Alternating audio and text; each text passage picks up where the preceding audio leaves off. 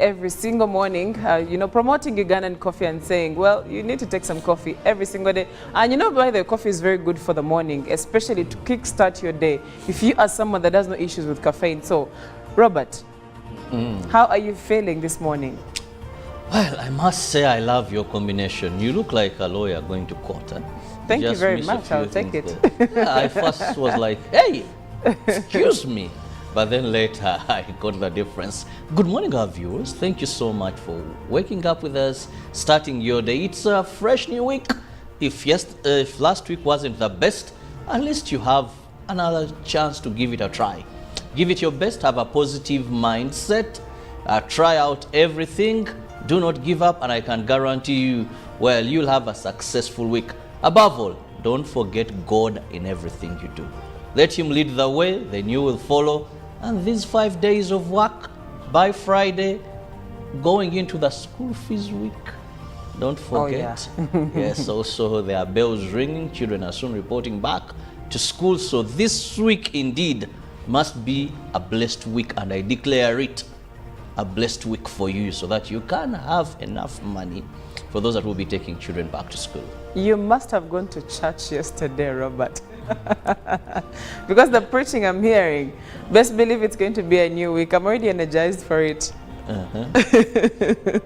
Well, you talked about big school fees week, but yesterday actually there are some students, especially the candidates that reported back to school, and we expect that by the end of this week also the other classes will be reporting back to school. So you can imagine what is happening in Chikubo right now. You can imagine the stress in people's homes. If you have a father or a parent that usually complains, don't ask for this, you can't ask for this, you have already given you enough, your shopping list is too long, and blah blah blah, all those things that happen. And to the students who are watching, there is nothing that you can do. Get what you can and be content with that, and maybe wait for VD. Now, a lot happened over the weekend, and Jerome Paul, you mentioned something to do with Morocco and the death toll and the biggest earthquake. When you look at this particular one, over the weekend, the Morocco earthquake, which has actually led to quite a number of deaths in Morocco. Over 2,100 people are dead. Those are the reported cases as start of business Monday. So when you come to think of it, because at the start of it, on Saturday, the death toll wasn't even closing 1,000. But by the end of Sunday, it had already closed 2,000. And everybody all over the world is standing with Morocco because of the earthquake. And surprisingly, over last week, we were just having a discussion in relation to how we can prepare ourselves for disaster or any natural calamities as a country. You get to realize that at times some of the things do happen, and they just hit you when you're not even ready. For a country like Morocco, this is a very big shock and a very big hit, not only for Morocco but also for the entire African continent. And speaking of the entire African continent, as well as everybody out there in Morocco, because quite a number of people lost their lives, property, you look at young children passing on. You can only imagine how many families have been displaced, as a matter of fact, because of this particular earthquake. And of course, when we mentioned the death toll rising to over 2,000 in just 2 days, you get to realize that they are still recovering more dead bodies and still trying to look out for the rest as well.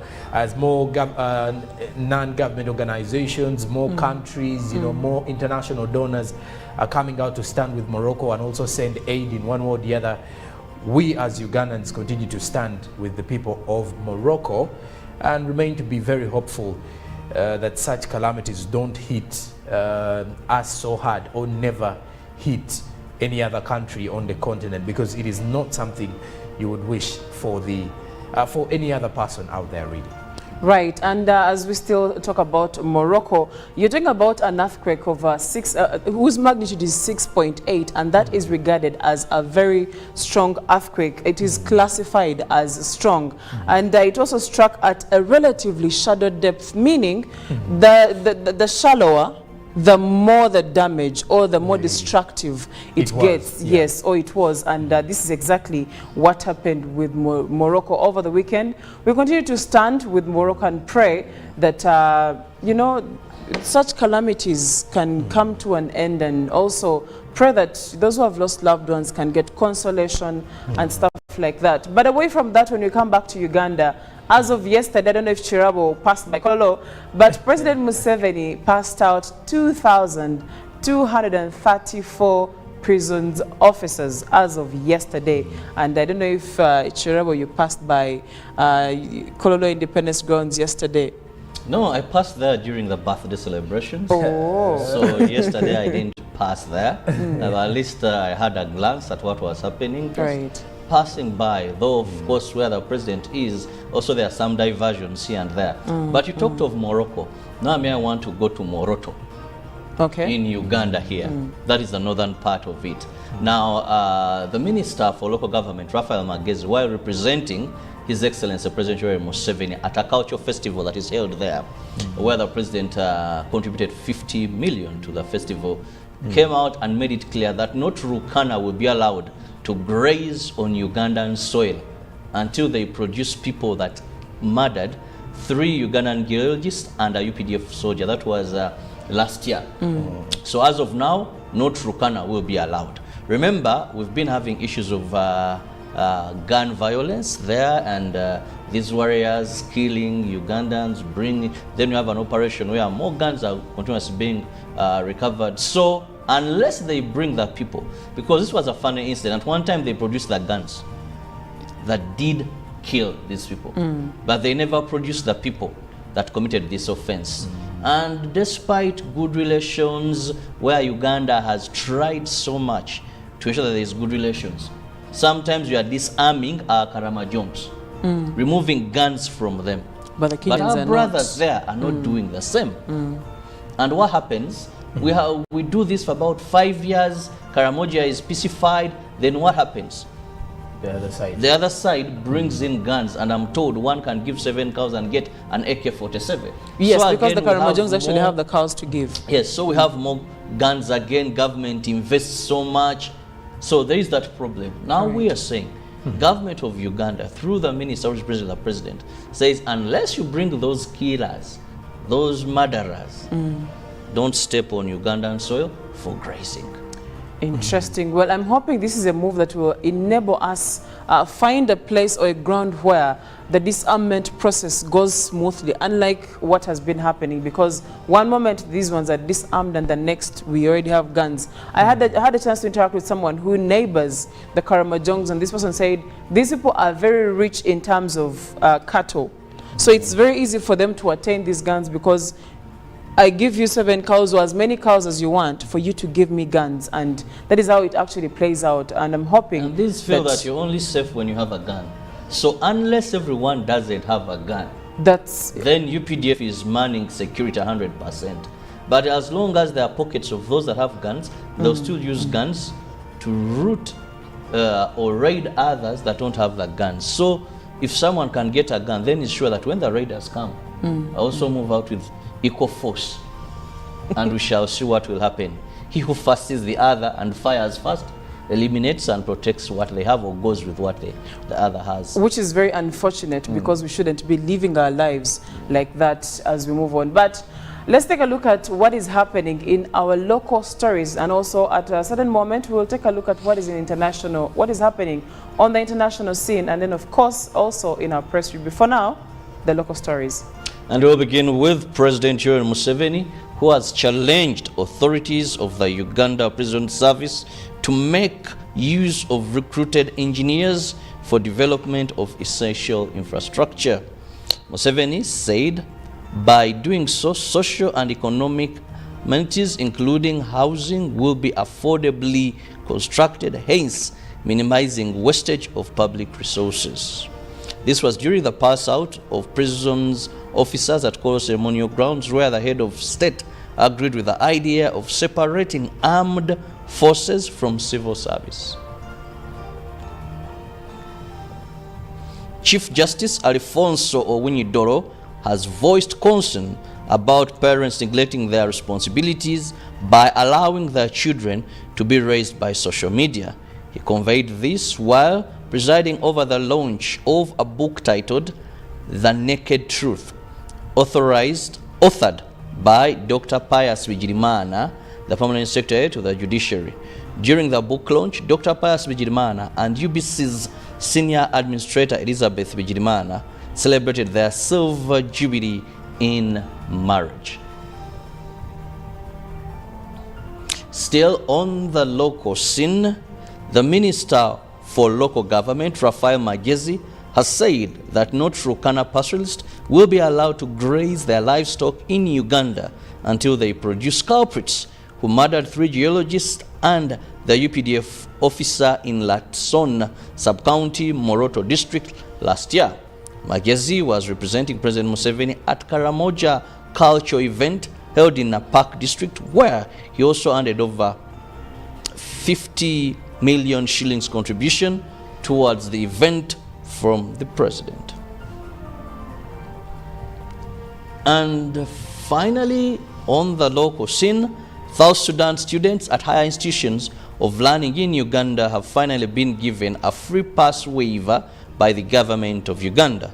The South Sudan ambassador to Uganda, Judge Deng, said the annual pass exemption follows several agreements between the two governments in honor of the East African Community Protocol. The exemption takes effect in September 2023. Crossing over to the international scene, Luis Rubiales has resigned as president of the Spanish Football Federation following criticism for kissing Spain forward Jenny Hermoso at the Women's Cup final presentation ceremony. Hermoso, 33, said the kiss after Spain beat England was not consensual and she filed a legal complaint last Tuesday. Rubiales said he had submitted his resignation to the Federation acting president, Pedro Roca, in a statement. "I cannot continue my work," he told Piers Morgan on a television show. The 46-year-old has also resigned from his position as vice president of UEFA's executive committee. Rubiales claimed the kiss was mutual and consensual, but had been provisionally suspended by football's world governing body, FIFA. And away from that, G20 leaders paid their respects to Indian independence leader Mahatma Gandhi as their summit came to a close yesterday, a day after the group added a new member and reached an agreement on a range of issues, but softened language on Russia's war in Ukraine. The group of 20 rich and developing nations welcomed the African Union as a member, part of Indian Prime Minister Narendra Modi's drive to uplift the global south. Host India was also able to get the disparate group to sign off on a final statement despite pointed disagreements among powerful members, mostly centered on the European conflict. India also unveiled an ambitious plan with the United States, the European Union and others to build a rail and shipping corridor linking it with the Middle East and Europe in a bid to strengthen economic growth and political cooperation. And speaking matters, Morocco faces a race against time to save those trapped under the rubble by Friday's earthquake as emergency services battle to supply remote areas. Villagers continue to dig by hand and shovel to find survivors as response teams struggle to bring in machinery. Those same tools may now be needed to prepare graves for some of the thousands killed in the earthquake. People have nothing left, a villager told the BBC. People are starving, children want water, they need help. Friday's earthquake, the country's deadliest for more than 60 years, struck below a remote cluster of mountainous villages south of Marrakesh. The government reported that at least 2,122 people were killed and more than 2,421 injured, and many critically. Speaking matters climate, the world is not making sufficient progress to achieve the long-term goals established in the Paris Agreement aimed at curbing the rise in global temperatures, a UN report issued on Friday warned.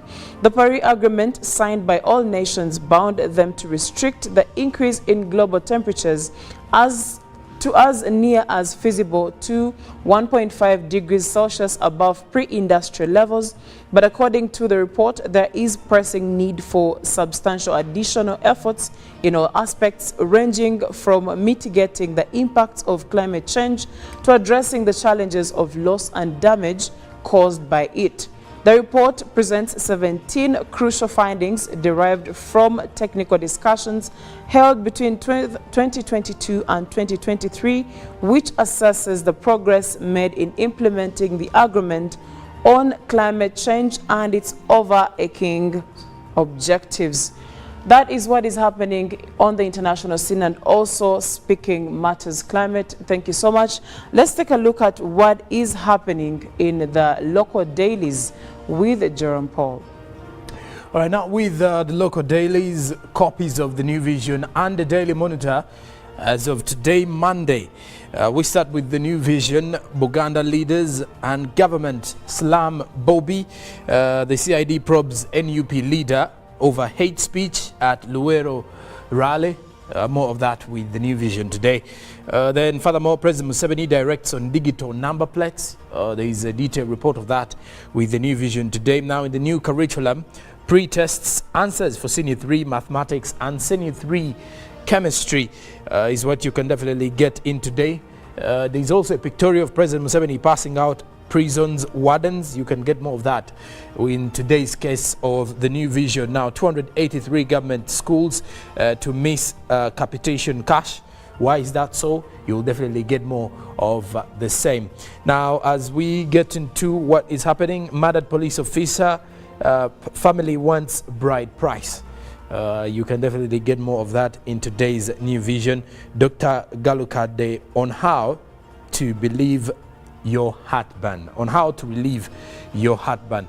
That is what the New Vision is highlighting. Later on along the way, we shall be giving you more details from the Daily Monitor and then the other cases from the East African region. That's it for the local press review this hour. Thank you so much, Jerome Paul. Well, we are going to be going for a very short break, but of course, to launch you into the week and inspire you for the week, Shawn Mendes, It Will Be Okay is the inspiration song for this morning. Live from UBC Studios in Kampala. This is Good Morning Uganda.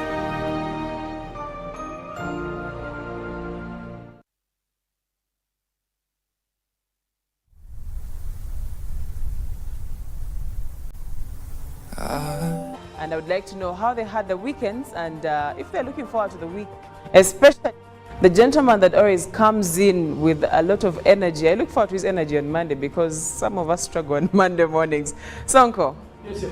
did you carry your energy today like you usually do? Yes, I definitely carried it with me. I made sure that I come here very energetic for a fresh or a brand new week and pretty much excited, I should say.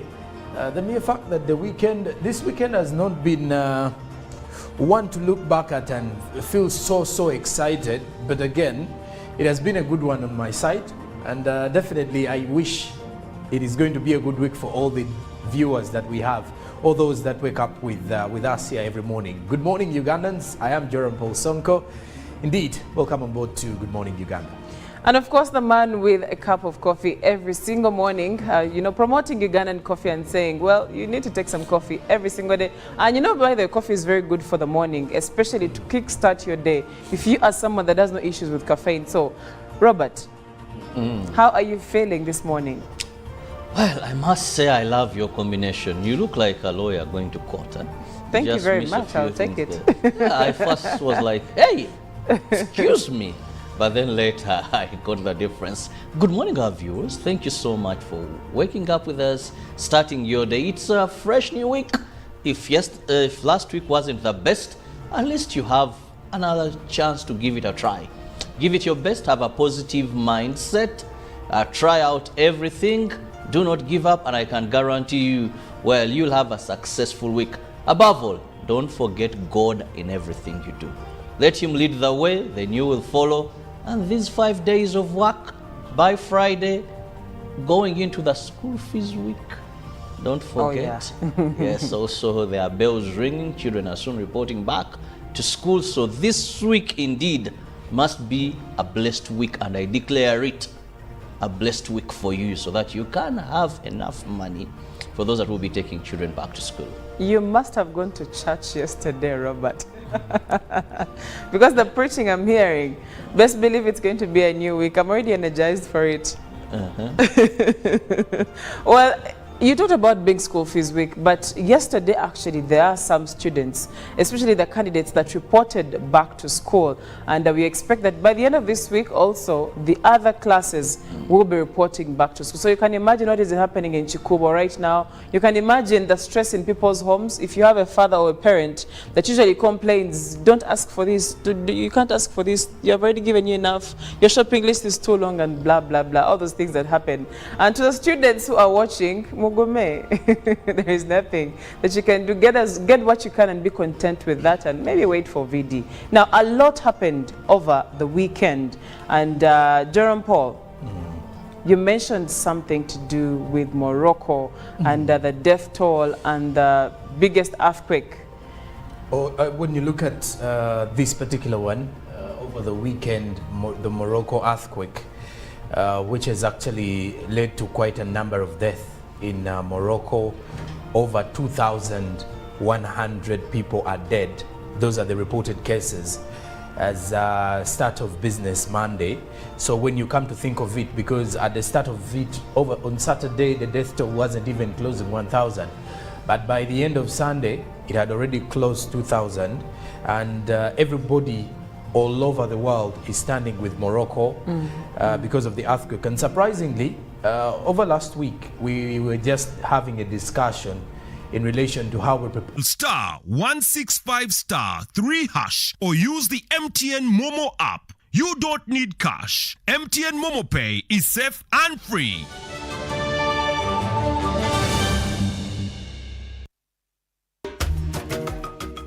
Nkwanga Ramazan is my name, the head teacher of this great school, Ikumbia Seed Secondary School. The school has the staff room well furnished, administration well furnished, the computer lab well furnished, the library wonderful, the multipurpose hall well furnished. The teachers are also enjoying in the staff quarters. The school has teachers totaling to 28. Ikumbia Seed has embraced the new curriculum. I want to thank the government for that bright idea.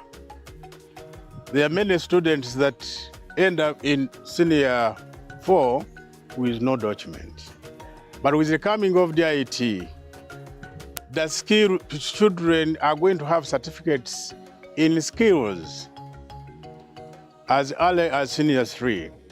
And that certificate is equivalent to a senior 4 certificate.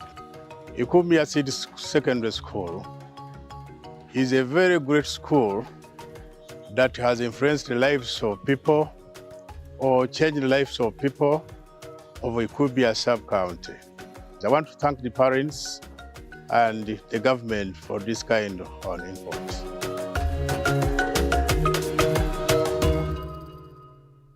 What's the best kind of business to invest in? One that connects Ugandans border to border with a high-speed broadband 4G and is the first to launch 5G? What about one of the largest corporate income taxpayers in our country? Oh, the fastest growing telecom in the last 5 years. Wow! Well, here's a chance to invest in it all. Take part in Airtel's initial public offering today for as little as 100 Ugandan shillings per share. Remember, a retail investor gets 5 incentive shares for every 100 they buy and 6 incentive shares if they purchase using Airtel Money. Dial star 185 star 85 hash now to get started. Live from UBC Studios in Kampala, This is Good Morning Uganda.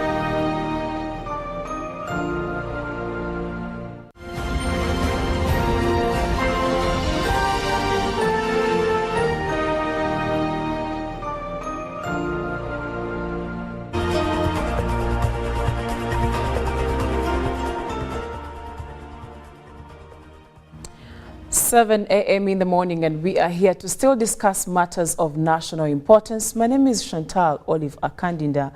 On set, I do have Joram Paul Sonko and Robert Chirabo Nyonyintono. We are going to be discussing what you think about the regulation of corporate social responsibility. So you can go on our social media, and that is the X app. You will find the poll question that is already there. Please do leave a comment, but also if you'd like to interact with us on our WhatsApp, please do share your views on WhatsApp, and the number is 0709602592. We'll be able to read out your comment and what you think. And the poll question is, do share your thoughts on the proposal to regulate corporate social responsibility. And before we go any far from there, I'm just going to break it down for us to have a clear understanding of what usually people term it as CSR, and that's what it is, CSR, and that is the corporate social responsibility. Now, this is a strategy that is undertaken by organizations or companies, and not to just grow their profits, but to also take on what we call an active and positive social role in the world around them. But to break it down further, think about how this particular company you have worked for has been, for example, painting zebra crossings.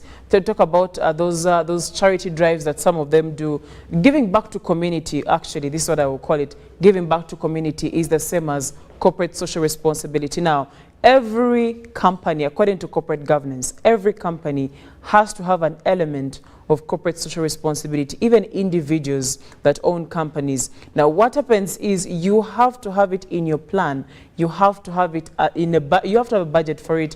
Every year when you are planning, there has to be a budget that is allocated. Now, the challenge that we have seen in this country is that not every company honors this particular aspect of business. However, even those that do, in most cases, they don't do it well, or they allocate a very, very small budget. And in the morning, I was asking Chirabo, some of the companies that we have seen close shop in the country, did you ever see them give back to the community?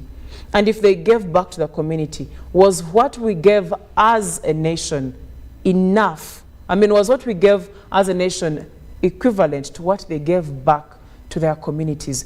We can have that discussion, because it could be a yes, it could be a no, depending on those that you know that you've worked closely with. But that's the question that we are going, that's the point of discussion we are having. And of course, this is derived from a report that was run yesterday, and this was talking about Sarah Pendi, who realized, no, these companies are literally ripping us off, and she is suggesting that she will be putting a bill to regulate the corporate social responsibility of these particular companies that we do have in the country. And at this moment, I'll be having a chat with the Sonko and Robert. Will be discussing, is this really necessary, and how do we even achieve good results from this regulation? And of course, also you can share what you have seen happen, and how you would want this to play out as well. I mean, it's your country, and you're that who's going to be receiving from this corporate social responsibility. And to you, Robert,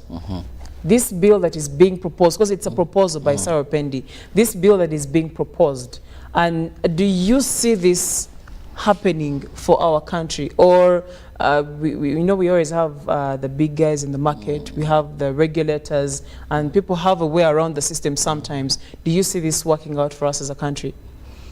Well, in a country like Uganda, where we don't have a law against profit repatriation, and fellow Ugandans, when I talk about profit repatriation, it means when an investor comes into the country, the money they generate from us, how do you ensure that money stays, or you have a bit of that money that they keep here? Now, this is what happens to Uganda. You're free to come and invest in Uganda, make money from Ugandans, get your money, get your profits, go invest in another country, or go back to your country. For some other countries, they have a law against profit repatriation. But since we are still craving to have investors, though that can be a meal to eat on another day. Now here we are looking at corporate social responsibility, which is giving back to the communities. Now when Honorable Sarah Opendi comes out and says we need to have a law that regulates this. Companies come in Uganda. Let me use an investor comes in Uganda. Either it's a company somewhere else. Let me talk of a good company. I'm just giving an example. I'm not advertising for it. But something that you can understand. Many of us talk about the likes of MTN, Airtel. At least most of Ugandans now have cell phones. And when you talk about telecommunication business, they get that. MTN comes in Uganda, makes their money, because they make the money from Ugandans. Then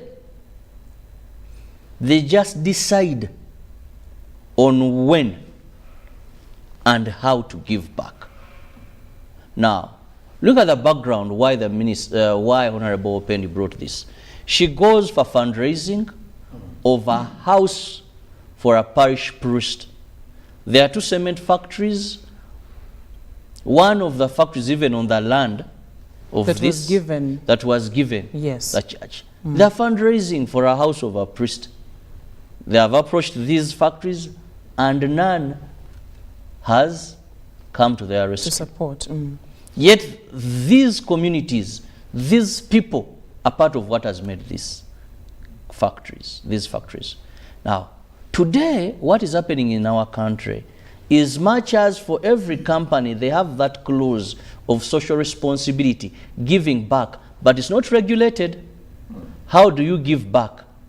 I can decide I have a multi-million company in Uganda and say for me, my budget for social responsibility is 1 million. We shall wake up, talk with the police, we go and paint zebra crossings. At Kampala Road, we paint another. 3 of them, we've done social responsibility. My profits are year. And profit we mean after you've spent everything, that profit you make. I hope all of us have done some bit of business. The cost of production has been removed. You've paid your tax, then you look at your profit. Of course, one would say tax is gotten from profits. But I mean, not take people back to economics of senior 6 and those that took it for other levels. But one makes profit a year of 200 million. Then gives back to community under corporate social responsibility, 1 million. So this is what the Honorable is saying. Let's regulate that. If you've made profits, at least let's be like God. Who says out of your earnings? 10%. Bring 10%. Though all of us, we have a challenge in doing that. Well, not all of us, or many of us have a challenge by, if you're to ask people who religiously and faithfully give a tithe, 10%. God just wants 10% of your money. So the Honorable says, if we regulate that, URA looks at how much are you making in profit. Let's say 10% or 20% goes back to corporate social responsibility. Right. People have supported various runs. It's part of social responsibility. When you hear Airtel, when you hear MTN, I say to use those 2 companies because the telecom saying this is Kabaka's birthday run, we've injected this amount of money. Because they understand the impact of that particular event. That particular event. They're giving back to community. But they're only able to give back on what they have gotten from you. Because corporate social responsibility is not a just giving. It is the money, that's why it's called giving back to community. That the community has given you so much. So from the so much you've gotten, give back. But the Ugandans are being fleeced. Right. When you go to those companies and ask them, what is your budget under corporate social responsibility? You're going to be shocked.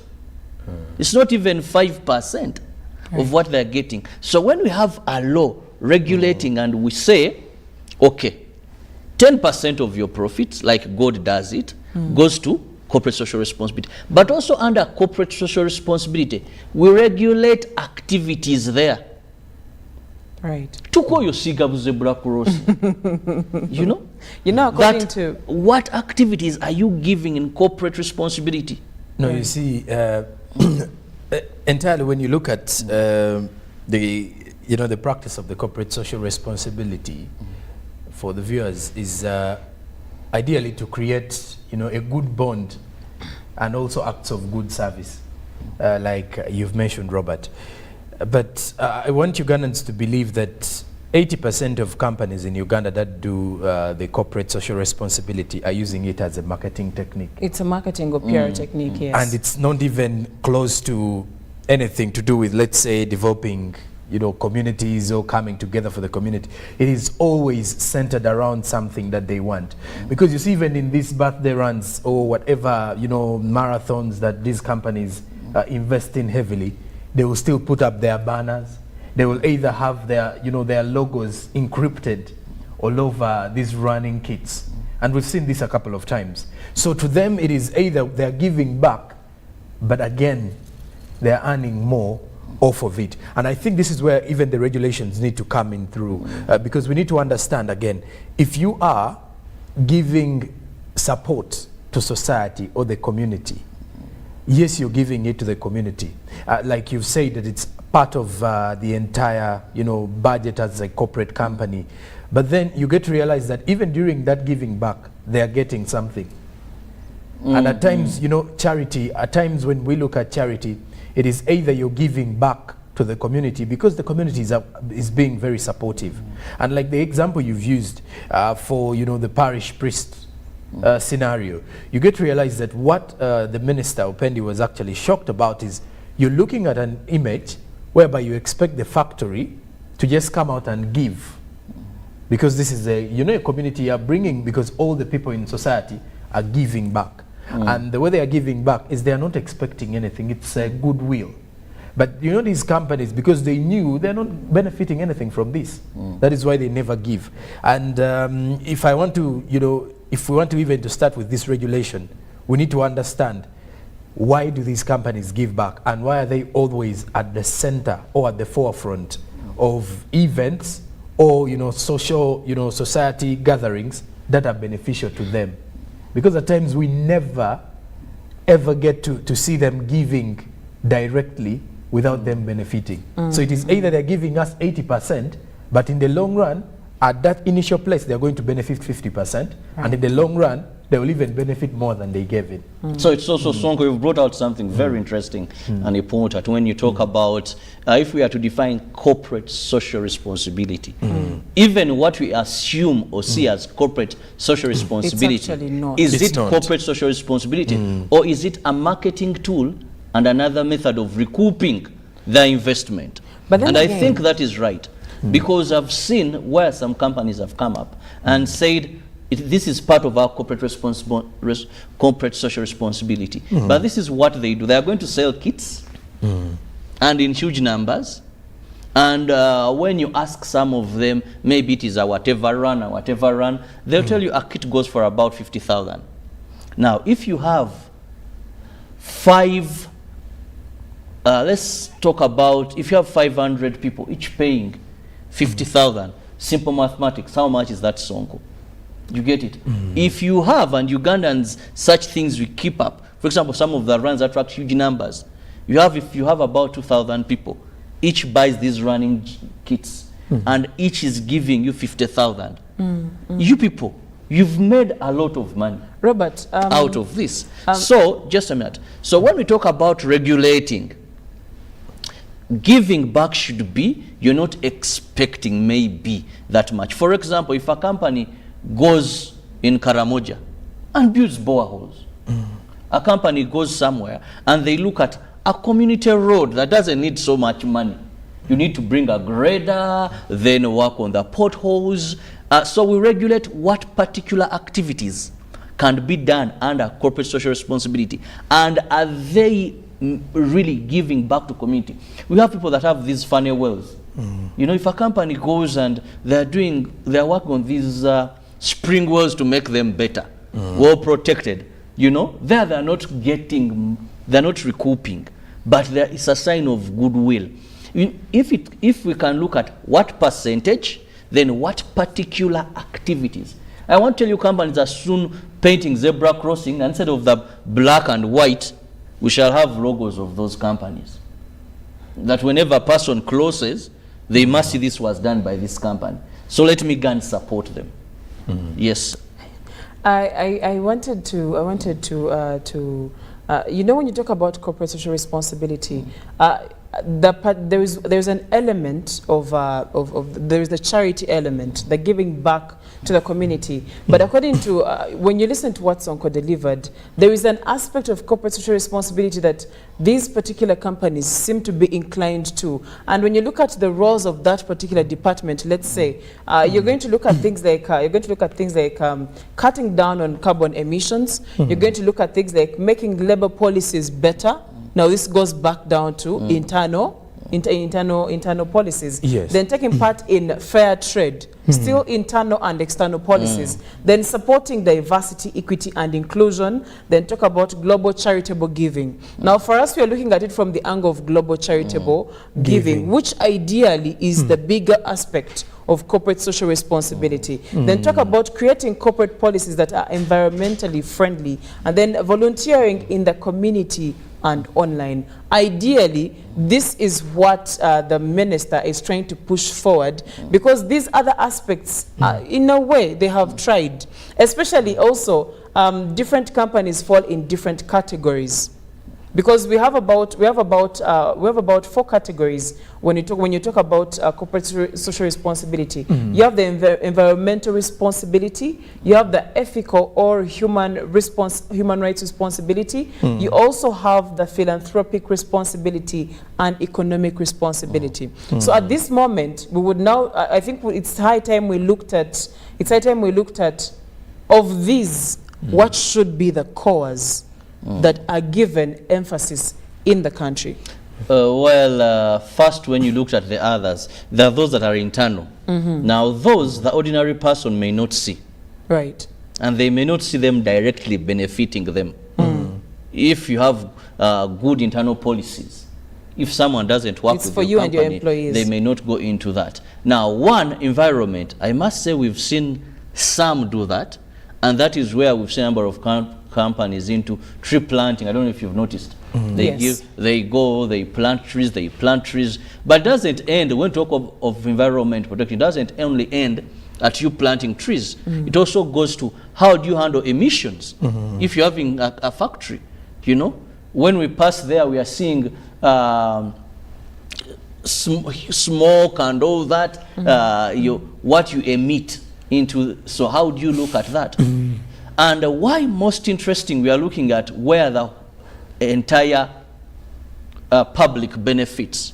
Because certain times when you are making contributions to these companies, you may not even feel it. That's why I decided to focus more on telecommunication companies. Because almost everyone in Uganda, a big population have phones, or borrow to make a phone call, but they use, today you can't live in Uganda without using a phone. Right. Either even the village, you have a person you will go to, I put my 1,000, but certain times people we may not see how much we are giving to these companies. But when you ask a Ugandan, how much do you spend on data a month, if they can sit and calculate that, then you ask them directly, where have you seen an element of social responsibility from this company coming to your community? You know, ideally, the issue is, though, clients or us, the customers, love transparency from these companies. And as Chantal has been breaking down these four types of corporate, social responsibility, you get to realize that most of the Ugandans, let me use the Ugandans simply because we are in the context of Uganda currently. When you look at the Ugandans, for example, we want to consume something in a way that is understandable, but also at the same level beneficial to us. So if it's corporate social responsibility, for example, people who go into the Rotary runs, all cancer runs today. When they go in there, some of the Ugandans go in there because the advert says we are running for a good cause. So most of them pay attention to these companies which invest or put money into these runs. You'll find, let's say, telecommunications company investing heavily, maybe 500 million Ugandan shillings in a cancer run in Kabale. So we all go run and we say, you know, MTN or Airtel have invested heavily in this Kabale run. That means they are, you know, socially responsible. And we feel like, you know, they're on the same cause. Now, I am a runner who is running for a good cause. Now, the chances of with the a slight other company, contribution. With a slight contribution, of course, because that is how much I'm supposed to be giving in. Now, the chances are, I am going to give a lot of credit to the telecommunications company once I see them, you know, encrypted all over my running kit and, you know, see their banners as we are running. So this is where I was mentioning that at times Ugandan, why we are looking at the bigger picture of giving back directly is because the consumers feel the responsibility is or feel like the you know, the companies are giving back to them if they are benefiting directly. So case in point, if you look at environmental corporate responsibility, at times this is where most of the Ugandans will never, they will not get it. You know, they won't get it. Yes. Simply because it's more internal than actually, you know, when you look at the external, you know, pool it has. Because internally, we shall have discussions if we are a company as a board and we say we are going to stop using this particular chemical because it has this and this. Yeah, you know, which is actually part of social responsibility. Exactly. So we the Ugandans won't feel it. And I think that is why I use a statement that most of the companies more use this as a marketing technique. Because we are not even feeling the But other even internal, that, sorry to interrupt, but even that, how are we regulating that? You know, I think the importance of this, that, okay, even if it's environment, corporate social responsibility, are the four that you talked about, is there a way that we regulate that? Because, you know, Ugandans, there is so much we are giving and little we are getting, away from the taxes that these companies are mandated to pay. Because when you look at some of them, they're among the top paying. But to what extent do we measure and see? Because we don't have any regulation. And you see, they see this as a favor, you know, as a favor. When we talk about environment, social responsibility, who goes to monitor? We could say maybe we have to buy a machine of this cost to reduce these kind of emissions. Even when we say, okay, let's go out and be a bit direct and maybe plant a few trees. I've gone with some companies in my time of reporting, and you plant trees, then go and follow back, follow up. They dried this and that. They didn't put a program of sustainability. They just did it. They say we are going to plant 1,000 trees, pick journalists from various media houses, you know, go to a certain place of their destination, or work with forestry and say they are planting 1,000 trees. Now this is what happens. They plant the trees. We give them that coverage. Today, Chirabo Chantal Sonko Limited company have planted, and them their ED or PRO, for us we are here, this is part of, and they even mention, this is part of corporate social responsibility, yes. We are giving back to community, you know, you're seeing that whether, they make very good speeches, and sometimes even get headlines and all that. It's work for them. But there's no sustainable plan. How are you going to maintain this? So without us getting real and knowing this shouldn't be like a favor, because it's within our laws that give these companies mandate to do social responsibility. I read somewhere over the weekend where someone was giving a comment on the same matter, saying it does seem like members of parliament, let me get this right even. He did mention that it does seem like our members of parliament are going to use the corporate governance to minimize their financial burdens to their constituents. Okay. Through this particular bill. When you look at what he's actually saying, that maybe it does seem like if you look at the way it is being structured, according to this person, is it's either the members of parliament want to to decrease that burden of their constituents, whereby Ugandans will come out and ask you for this and this and this. Now the eyes will turn and focus on these different companies that are exactly. Okay, in a way, if you put it like that, in a way, it would play off like that. But then again, there is a very big role that is played by the leaders of these constituencies. So we can't really pin it on that. However, if I am fending for my constituency like that and it's fair play, then I think it is fairly played at the end of the day. But we can't also ignore the fact that this is something that needs to be given attention. I was reading a report. This was by David Katamba and Cedric Marvin Nchiko, and these are from the Department of Marketing and International Business, Makerere University Business School. And here's what they had to say when it comes to corporate social responsibility in Uganda. The factors that are shaping CSR in our country are largely inclined to ensuring product safety, maintaining supplier relations, enhancing fair competition, improving quality of life of the society in which businesses operate, maintaining a good relationship with the community while fostering business development, among others. But you realize that the cores, or the things that we have largely inclined ourselves to, are not giving, they are direct, but are they direct to the extent that the community actually feels it? I mean, there is no way you're going to tell me that giving me a product that is of good quality is corporate social responsibility. Yes, it falls under that, but it's very minimal. It is not going to give me the impact, because ideally, if you want to make money from me, you are supposed to give me something of very good quality. Ideally, if you are supposed to have business moving properly for you, you are supposed to have good supplier relations. So when I take it back to the responsibility you have towards your community, the cores are these ones, yes. These are basics, actually. We should look at this as basics. There is the bigger picture that you need to pay attention to. I mean, you are earning all these profits from me. What does it take for you to give back?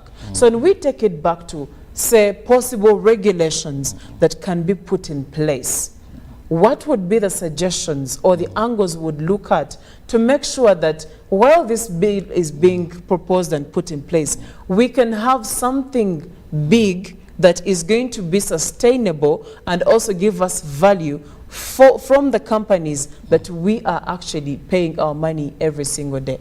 Well, before I go to that, I want to go back on what Sonko said, that this could be another excuse. Well, when we look at our members of parliament, one, they have a role to lobby. It's not within to lobby. Even in parliament, it's all about lobbying. If I come with concerns from my constituency, I go to the floor of parliament. I lobby my other members of parliament. I lobby ministers. That's why you find some constituency that their MPs were positioned. If he meets Minister for Works, Katumba Amala, he knows how to talk to this He knows how to talk to him. Then very soon you hear graders came in the constituency. If he meets even friends they have made, we've seen members of parliament that have constructed mini hospitals. But he tells you, this is from the Rotary Club. I was able to convince them, I'm a Rotarian. He says, my friends in diaspora, that is why it's good that Ugandans should elect people who have some bit of connections. Let's not say fetwako watulonda kyonna kijja. That's why some constituencies today they are not benefiting from the people they elected, because they removed those that were able to lobby and transform them. They put people they thought to watulibanyi, and now the constituency is not moving. It's all about lobbying. So I see no wrong in a member of parliament, say you have so many companies, so many factories, saying there is a law that demands 10-20% for this to go in social responsibility, and this is what you should invest this money in. If I'm going to have shallow spring wells constructed, modern. If I'm going to have health centers constructed, modern, on corporate social responsibility regulation. If I'm going to have schools, you go to a school, you have so many factories. But this universal primary school, much as government has a mandate, they don't have, a latrine is in a very sorry state. What is wrong if a company in my constituency can work on that latrine, and I come as a member of parliament, maybe launch it or do something? I see no danger in that. And second, you've also misunderstood members of parliament to solve problems they are not meant to do. It is not the role of Betty Nambos, because she went to that school, to construct a pit latrine. Let's at least have companies in Mukono, and there are so many, you almost have an industrial park there. Do that. Now you asked, what should be done? One, let's copy the taxman. You are a yes. You know very well. There is income tax. There is income tax. There is withholding. There is this. There is VAT. And it is this percentage of my goods. So that we can have a law that for every company worth that level of social responsibility, should give this percent of your profit should be given back to should the be community. given back to the community. Now, first is we know how much should be given back. Right. Then we come out with the proper, well-thought activities that corporate social responsibility, the funds allocated for that on this budget must go to, not just saying that we spent this in corporate social responsibility. First, it should be something tangible, something that we see that really the community benefited from. It may not be tangible, but it may be beneficial. Because there is this, we can deceive, accountability. Ugandans are smart. These companies are very smart, you people. We can say That's how they survive in business. That's how this, and shrewd. Because someone who say went for this to this orphanage, had a meal with them, gave them these clothes the president said belong to, they buy bells and bells at cheap money, things you can hardly account for. Then they take videos, they have pictures, then they say that was corporate social responsibility. So we should have items or things that are under corporate responsibility, and then also even have government officials who monitor, who track what you give to corporate social responsibility. Because like how I in my beginning, where we don't have profit repatriation, a law against profit repatriation, much as we are yearning for investors, how much are we, much as we are saying they are providing labor, but indeed they wouldn't work without labor. This The thing basics. of coming out and we say, so and so an investor is coming, he's going to employ 1,000 people. Those are the basics He should that I employ talked people. about. Yes, he can't First work and alone. foremost, is he going to come and set up a factory? And his work son, his alone? daughter, his children, then slash, drive lorries, then we shouldn't cherish. Good, you've come to do business in Uganda. We want to attract you. Yes. But don't go and say, because, and if you are to examine what level, what salary scale are these people getting? You go to Usually a it's factory, mega salaries, yes. these ladies around Mukono, I don't want to mention factories. These girls work so hard, and then you are saying, we are employing Thousands of Ugandans. How much are you giving us? What salary scale do they have? How much are you taking at the end of the day when you're going back to your country? Someone comes, you're selling kurukuruba, then now you have a mega factory. All this money you've made through Ugandans. So we need a law on the percentage. We need streamlined activities where corporate social responsibility can go. We need a monitoring agency or structures that monitor. By the way, you've mentioned something that has actually taken me back to is the ethical or human rights social responsibility. Right. When you mentioned the regulations, I think this is where we need to bite bigger. You know, when you look at the ethical or human rights social responsibility, this looks at how companies handle the laborers or the employers. Right. And a couple of times, simply because maybe, you know, most of our employers or most of our employees never pay attention to how they are handled at places of work.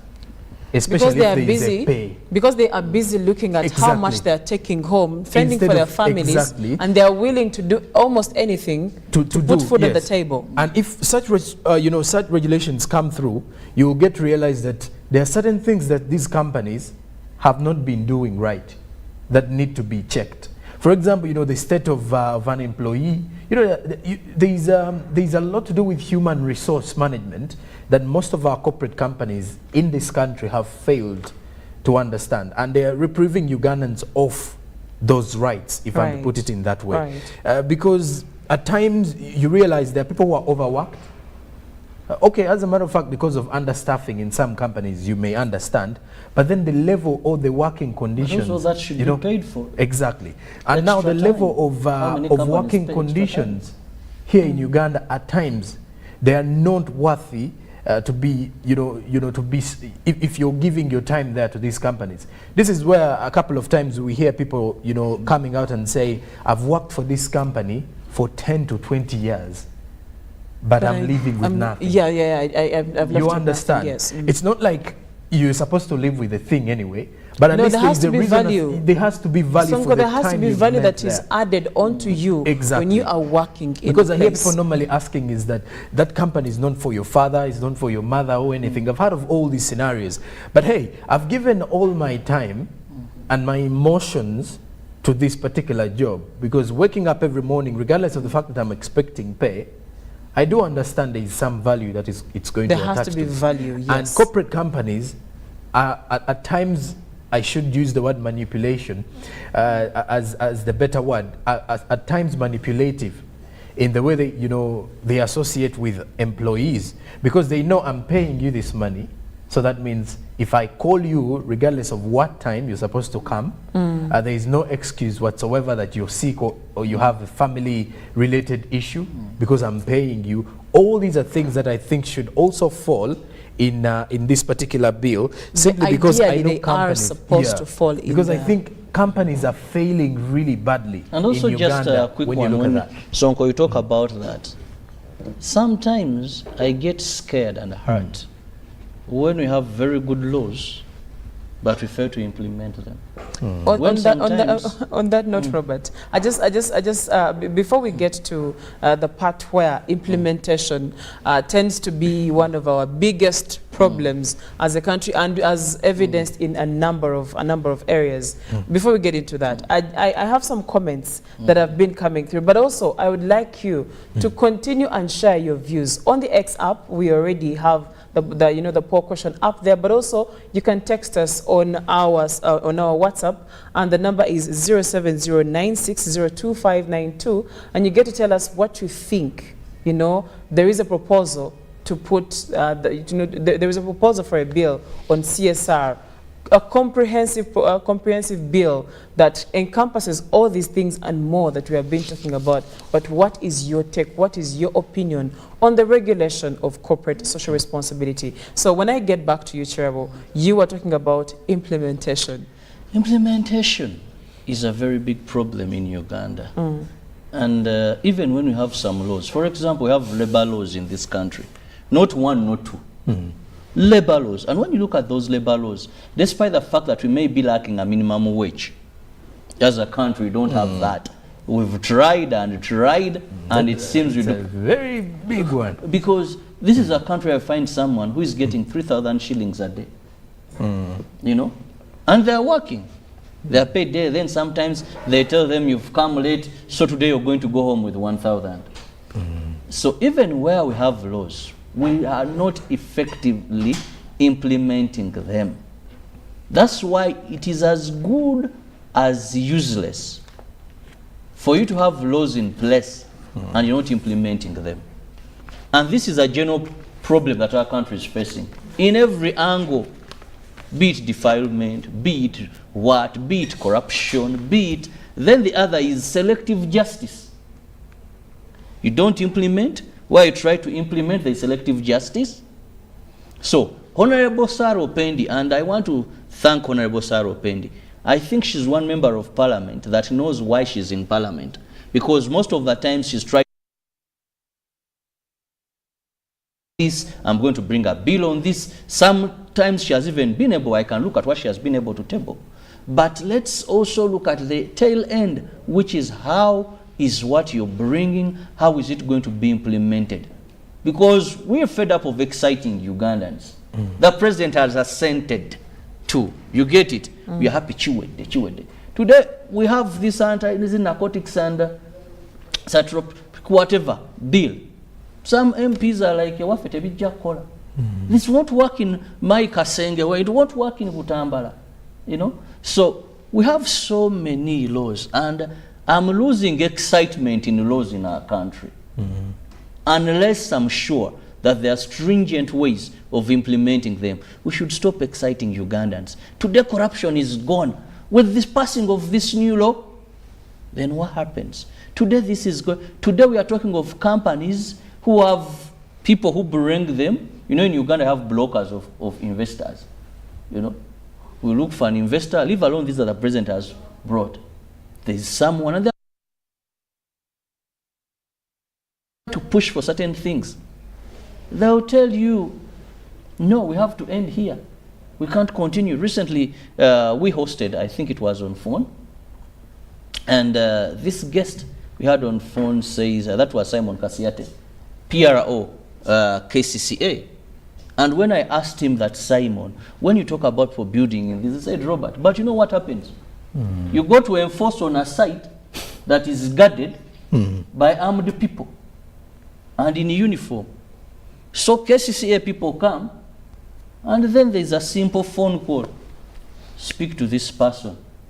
When you speak to that person, you just tell your boys, back on track, back, pick everything, and we go away from here. So it's there's a conflict of interest at times. Interest, sometimes selectively. So we must, unless we address that, we are going to have so very many good laws. And they remain in books. No wonder one said, laws are made in Uganda, grown up in a certain country, implemented in a certain country. Well, thank you so much, Robert. I would like to dive into some of the comments or the feedback that we have on social media. We do have some comments coming in through our WhatsApp, but also we do have some comments on the X app, like I earlier told you. At Ivan Magomu says, this should start right from schools, just like the way it used to be with Mwiri, at Mwiri, with community service time for slashing, digging, cleaning, and by doing that, we shall have independent future citizens, not beggars. This is according to Ivan Magomo. But also on our WhatsApp, we do have some comments. Corporate social responsibility. Someone asks, this is Omagor David. He says, have you consulted companies? Do you know what do you know that it affects the net profit of a company, thus reducing the tax? Companies will hide behind it to evade tax. I believe if we put the right regulations in place, we can actually achieve something more leveled other than, you know, having to hide in some of these things. Also, someone says, hi brothers and sisters in studio, Chris from Tororo. I think about this corporate responsibility, giving back to the community. We have a scenario of Tororo cement industry that wanted to give back to the community by rehabilitating a road, but was bogged down. And I believe when we talk about streamlining and regulating, we are talking about both the positives and the negatives that have been in the corporate social responsibility world. Also, this is a very long comment, but let's see how this goes. Good morning, family. It's fair for companies to give back to communities, but willingly. They can give back according to their income and expenditure. Since they own the companies, they know how much profit they earn and how much they can chop to give back to communities. But I find it unfair if government wants to regulate this policy on companies they don't own. Really? Some companies even give back in various ways, like selling their products on lower discounts, auctioning, and some even introduce winning games whereby one can win a big present through a game of investing only 2K. I think all these are more of charity. So one to say they want to regulate companies they don't own and still don't know how these companies operate, risks and losses. It's like one comes in my house and gives me rules. I find this very unfair unless there is genuine cheating by these companies. This is from Cricket Gargamel from Makindi. Cricket Derek Gargamel. Thank you so much. On this very comment, the truth is we may not know these details. However, we can know the details. And that is why Chirabo at one point you said the regulations can be put in place and also we can structure them according to how much you earn. Just like when I'm paying income tax, I know it's a percentage of a particular amount. So we can have such regulations put in place. But also, you cannot tell me that some of these things they are using apparently as corporate social responsibility. It has to have lasting impact on someone. Derek has just it has to have disturbed lasting my mind a impact. bit and reminded me when I was young. there was something called win school fees. And they will tell you, you drink soda of certain brand and make the name of that particular brand. Let me say Chirabo drink and Chirabo. And you had to drink soda and have letters that make Chirabo. So it was more like, for you, you think you're going to maybe spend 5,000 taking soda and you're going to win school fees of a particular amount. But at the end of the day, when you look at millions of Ugandans who go for that particular brand, you find that the company is not actually doing them a favor. In the long run, it is making more money on what you think is something small. So this is creative cheating. Interesting, creative cheating. That's what Robert calls it. Also, some more comments on our WhatsApp. If they put it as a law, it will work because every investor will have to work, putting it in mind that I have to give back something to the community. This is Teacher Oscar. Thank you so much. Also, we do have someone saying it's a pity our leaders don't put attention to regulate minimum wage for workers in the companies. There is a company, Tamaking Masindia Park Road. This company is explicitly exploiting workers and no one cares. A foreman receives about 380K per month. These are the regulations now we are talking about because that is part of corporate social responsibility. Then at the moment, any person try to put that before authorized, you will be labeled a scarer of investors. Authorities have to enforce. That and so much more is what we have been able to gather in terms of comments when it comes to today's poll question. You want to share your opinions on the proposal to regulate corporate social responsibility in the country. And we thank you for being with us and for your contribution towards this poll question. And we do hope that we can get to share even more online because the poll question is still on our X app. You can find it there, drop a comment, and maybe we'll be able to share into what you have to say. I mean, you contribute to the growth of the nation. Thank you for being with us, and we'll be taking a very short break. When we come back, it's going to be traffic updates, but also Sonko will be giving us what is happening in the business world.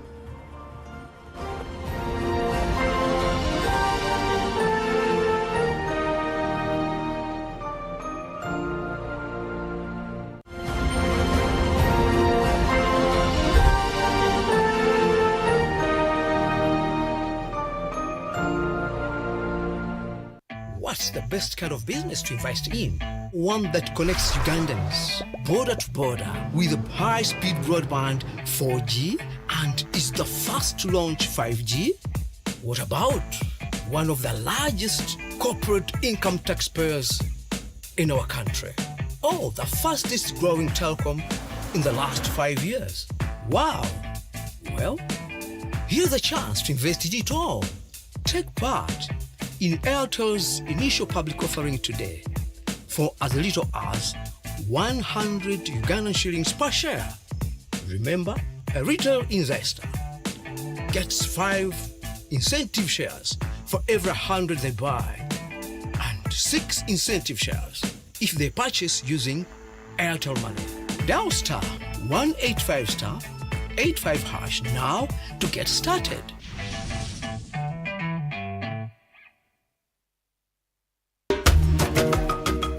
Nkwanga Ramazan is my name, the head teacher of this great school, Ikumbia Seed Secondary School. The school has the staff room well furnished, administration well furnished, the computer lab well furnished, the library wonderful, the multipurpose hall well furnished. The teachers are also enjoying in the staff quarters. The school has teachers totaling to 28. Ikumbia Seed has embraced the new curriculum. I want to thank the government for that bright idea. There are many students that end up in senior 4 with no document. But with the coming of the IT, the skilled children are going to have certificates in skills as early as senior 3. And that certificate is equivalent to a senior 4 certificate. Ikumia City Secondary School is a very great school that has influenced the lives of people or changed the lives of people of Ikubia sub-county. I want to thank the parents and the government for this kind of input.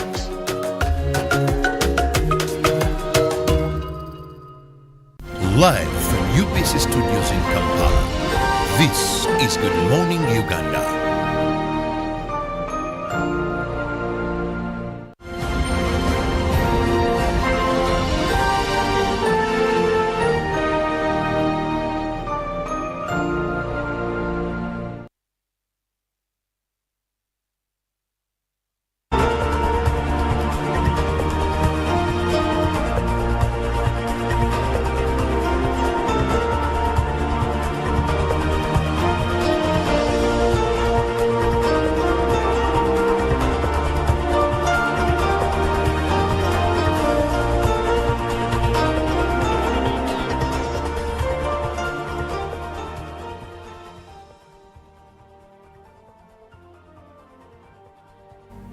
And it's now time for some business at this particular moment. We've got 10 minutes to the top of the hour. Good morning.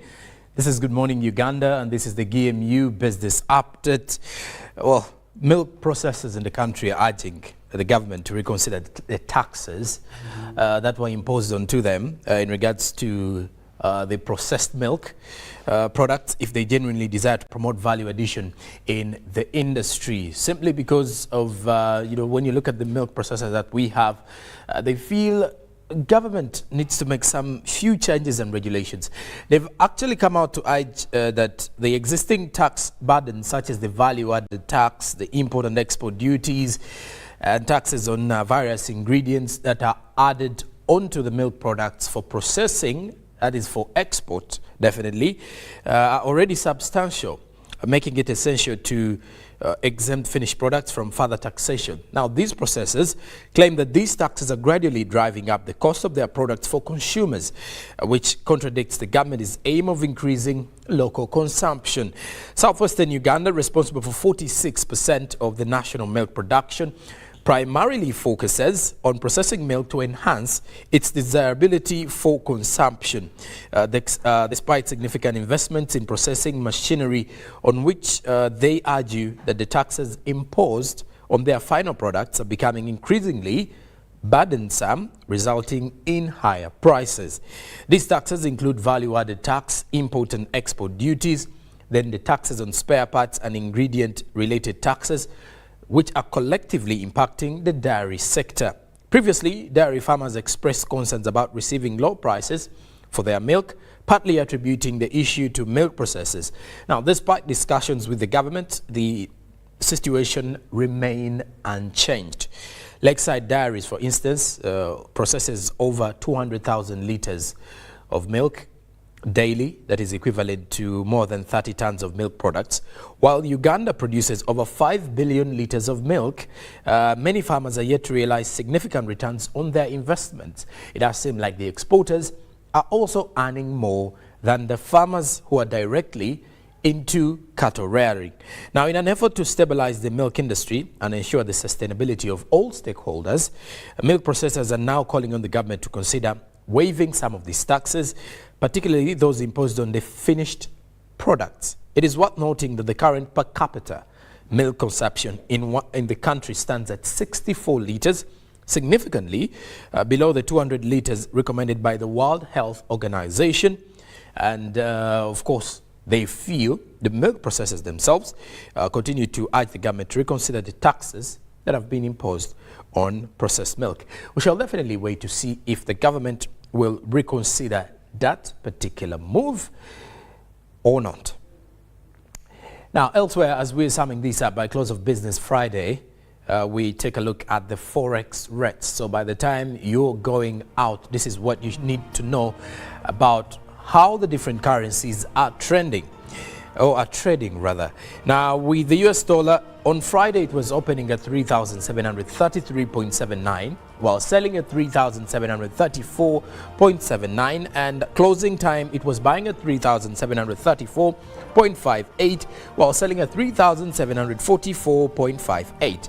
Now, looking at the Great Britain pound, was buying at 4,663.74 shillings, while selling at 4,676.23 shillings. Now, looking at the euros, buying at 4,001.97, while selling at 4,012.69 shillings. Let's look at the Kenyan shilling, on the other hand, buying at 25.56 Ugandan shillings, while selling at 25.63 Ugandan shillings. Then the Tanzanian shilling buying at 1.49 shillings, while selling at 1.49 Ugandan shillings. The South African rand at 195.47 shillings, while selling at 196.00 shillings. All right, now summing this particular one up, let's revisit some of the key headlines from our press review. From the local perspective, Buganda leaders and government slam Bobby. That is the bigger headline on today's front pages of the New Vision, as the CID probes NUP leader over hate speech at Luwero rally. President Museveni directs on digital number plates. There's a story on that with the New Vision today. As 283 government schools to miss capitation cash. In the other news, there is a pictorial of President Museveni passing out prisons wardens. That was as of yesterday at the Kololo ceremonial grounds. Then murdered police officer, family wants bride price. As elsewhere, Dr. Galukade on how to relieve your heartburn. You can get more of that in today's edition of the New Vision. Now, the Daily Monitor with the headline, President Museveni renews order to fingerprint army guns. That is what the Daily Monitor is highlighting, as FD leaders vow to block Biringwa conference. The Biringwa conference does take another twist. Now, young women lead in new HIV infections. There is a report of that with the Daily Monitor today. Now, the judiciary deploys 11 High Court judges, the Daily Monitor highlights. Uganda waives visa fees for South Sudan students, as Kasese on the spot over 2 billion shillings spent. Now, elsewhere across the region, still with what is making headlines in the front pages, we look at the East African newspaper, which comes out every Monday. This particular one highlights who will fund the East African Resilience Agenda. That is what the East African newspaper is showing. Now, also in the Outlook, Africa mile united over climate justice. As in the markets, the Nairobi Securities Exchange investors at a crossroads again, as also Bahan in renewed shuttle diplomacy for world support. Then regional forces stay extended amid protests in Congo. Now, still across the region, we look at the Daily Nation in Kenya. 48 hours of drama at Bomas, as the 2022 elections, President William Ruto is marking 1 year in office this week. You get more of that with the Daily Nation. Now, more under 50s getting early cancer diagnosis and death, says a new study in Kenya. Blow to non-local teachers in NEP as TSC declines transfer request. Now, the Daily Nation also highlights how Uhuru ICC case shock the Kenyatta family and changed a lady that you see on your screen. Now, lastly, with the press review across the region, we look at the Citizen newspaper from Tanzania. Tourism tops gold in foreign exchange, as Mo Dewji is set to invest $100 million in Rwanda.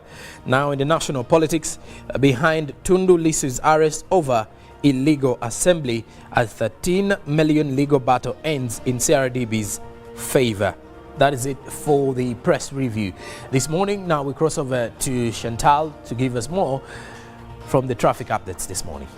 Thank you so much, Jerome Paul, for the business updates. And I will be taking you straight. If you are coming from Ntinda and you are looking to get to town, let's take you through what you're going to go through for you to be able to get your way to town. And I'm starting off from the junction that has the Ntinda Chisasi Road, coming all the way downwards to the Ntinda or the Bukoto Ntinda Road.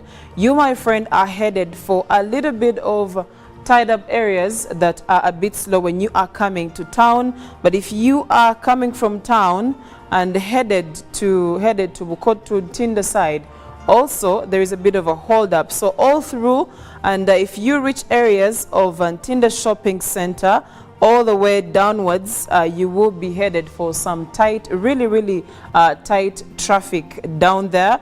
And this goes all the way going down till you reach literally the whole of Ntinda Bukoto Road has tight up and a little bit of loose traffic that you will be headed for. So please do brace yourself for you to be able, even make sure you have enough fuel in your car. But also, as I get downwards from Bukoto Ntinda Road, still there is tight traffic. But if you are going to Ntinda side, from the junction where there is Ntinda 2 Road, you are free to move.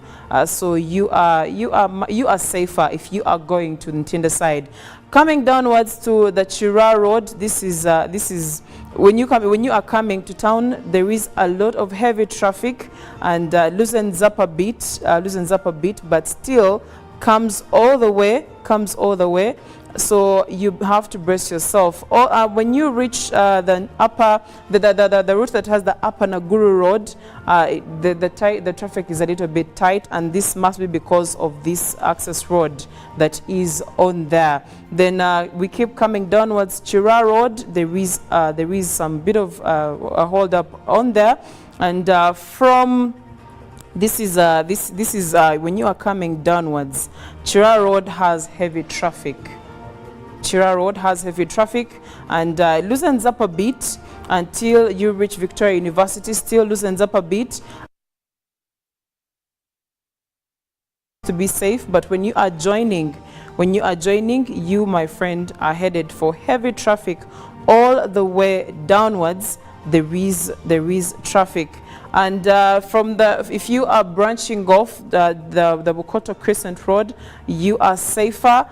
Kindergarten seems to have a lot of a hold up down as you are sloping to Chira Road. But after Kindercare, then you are headed for a smooth flow of traffic all the way downwards.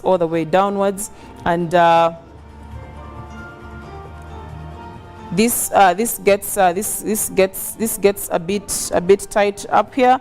Now our areas around the St. Andrew's Church seem to have a smooth flow of traffic, and you come all the way to the old Chira Road.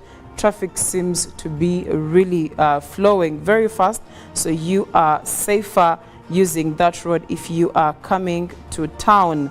Now downwards, and when you pass via Bukoto, that is the Total Bukoto service station, you are safe all the way safe until you are approaching the junction. Now this junction is the one that leads you to, if you are headed to Lugogo bypass, there is a bit of a hold up. If you are continuing on Chira Road, there is also a bit of a hold up, so you might want to figure out which direction takes you best and at the shortest time possible. So all the way when you go through Lugogo bypass, you are safer to drive, and this seems to have no jam at all. You will be moving quite easily if you are headed to town through Lugogo bypass. Well, I cannot go further than that, but if you are looking to use the Ntinda Bukoto Road, the Chira Road, you are headed for some bit of traffic just around Ntinda, but when you get to slope down, it is a smooth flow unless otherwise. For now, that is it for the traffic updates. Thank you for staying with us. Coming up is Robert Chirabo with Good Morning Uganda agenda.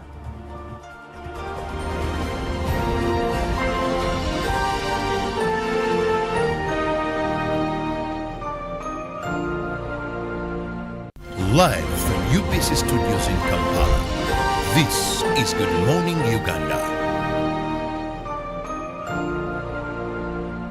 Pick of the day on UBC.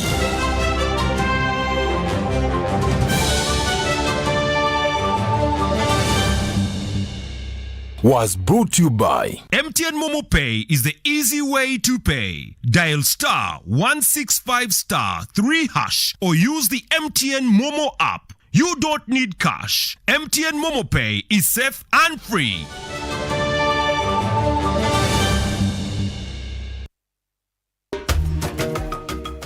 Nkwanga Ramazan is my name, the head teacher of this great school, Ikumbia Seed Secondary School. The school has the staff room well furnished, administration well furnished, the computer lab well furnished, the library wonderful, the multipurpose hall well furnished. The teachers are also enjoying in the staff quarters. The school has teachers totaling to 28. Ikumbia Seed has embraced the new curriculum. I want to thank the government for that bright idea. There are many students that end up in senior 4 with no document. But with the coming of the IT, the skill children are going to have certificates in skills as early as senior 3. And that certificate is equivalent to a senior 4 certificate.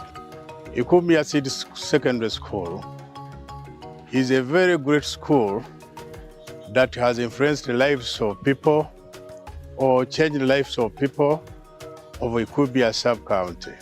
I want to thank the parents and the government for this kind of input.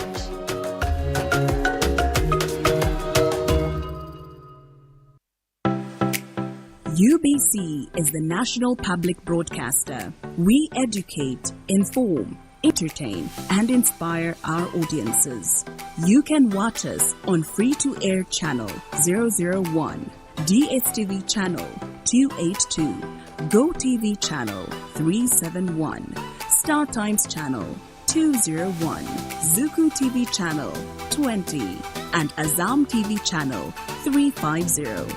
Even when your subscription expires, you can still watch UBC for free on your pay TV platforms.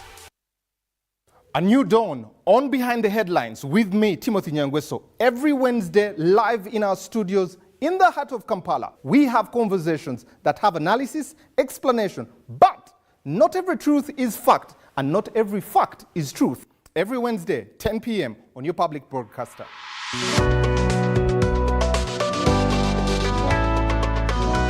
All on your public broadcaster, UBC, inspiring Uganda. Live from UBC studios in Kampala, this is Good Morning Uganda.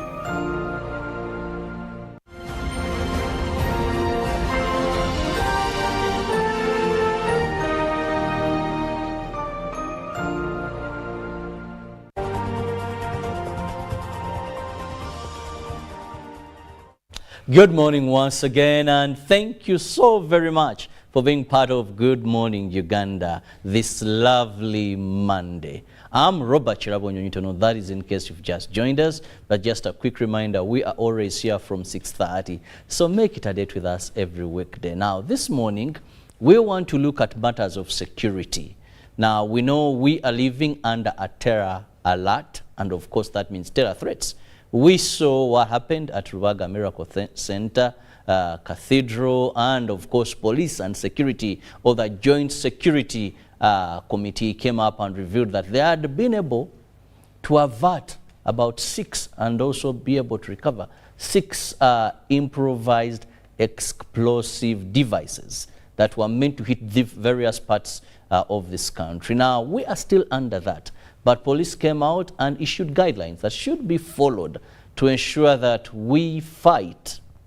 We don't give terrorists an opportunity to take advantage of the gaps to cause havoc on Ugandans. Now, joining me on set this morning is Commissioner of Police, Anatoli Muletera, who is in charge of community policing. Now, we know that much as we can have top-notch security, but as long as they do not work with us or with the community, then the security agencies may not do much. We've seen great countries in terms of security. Talk about the USA. We had the twin bombings, you know. So terrorism cannot be fought if we leave the fight only to security agencies. Now, why I have him today, he's the man in Uganda Police Force that handles community. Community has the director of community policing. What do they do? How do we work together to ensure that we fight this? You're most welcome to the show, Afanda Anatolius. Robert, good morning. Good morning to you. Once again, thank you very much for extending this invitation to me. And in particular, in a special way, for you appearing very fantastic. Thank you. I want to thank the management of UBC TV for always endearing us and giving us what a platform that we can be able to exchange. You've asked something fundamental. How does the community and police work together? One of the ways is this one. But principally, security is a common good to all of us, and therefore we all need to preserve it. We all need to work together. We all need to ensure that we support each other in as far as security is concerned.